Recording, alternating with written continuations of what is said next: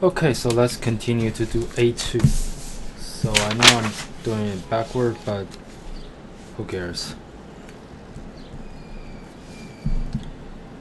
Okay, so why don't I mean, you can read the problems, right? Anyway, who cares? So let's start.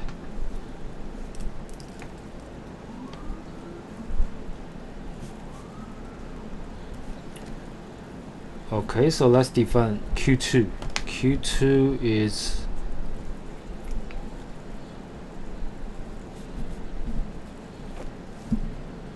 Q1 squared minus 1 divided by Q0. So that should be equal to x squared minus 1. Okay.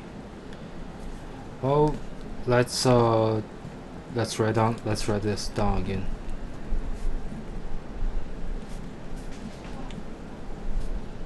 So this is the same as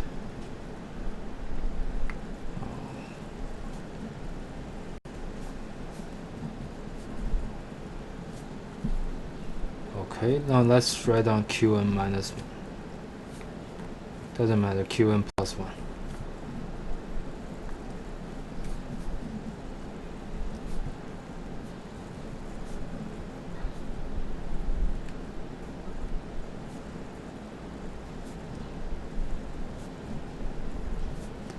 So we start to see a pattern, right? Q.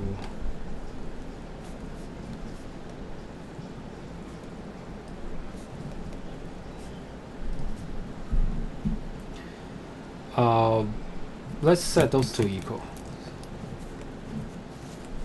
Oh, they all equal to 1.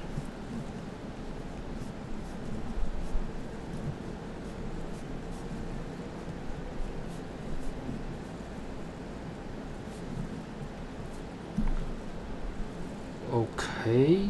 Now let's add those to this side.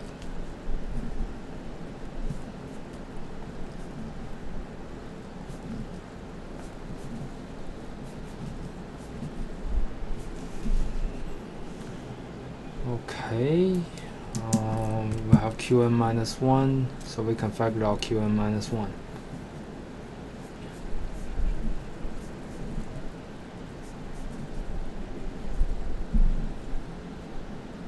Oh wait, did I?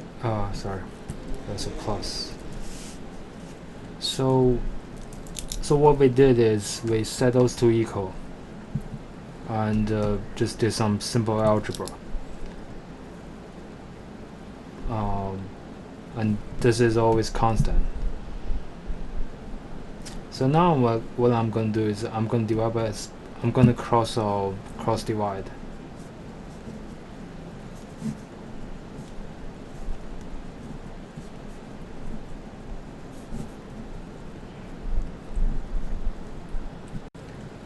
And they're all constant. They equal to some constant.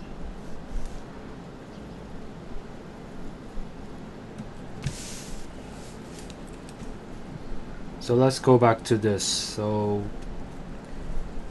if we define it this way, we'll see what the constant is, right? Because we started with 1. They're all, it's just some manipulation of algebra. They're all equal to each other. So let's start with Q2 again.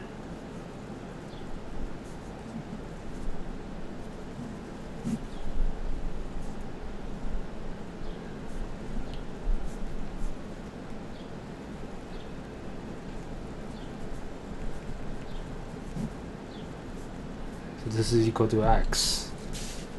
But this is the same as, well, if we just plug in,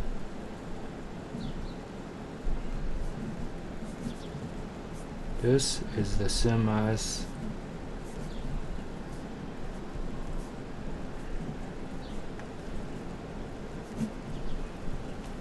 they're all equal to x.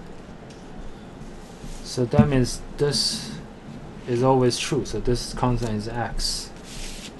So now that means I can rewrite this expression. So let's start. Let's use whichever. We can use this one.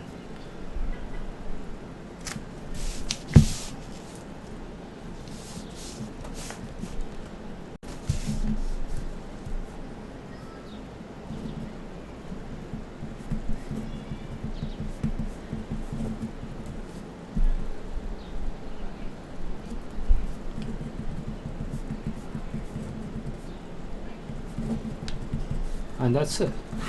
That's your answer. You're done at this point, because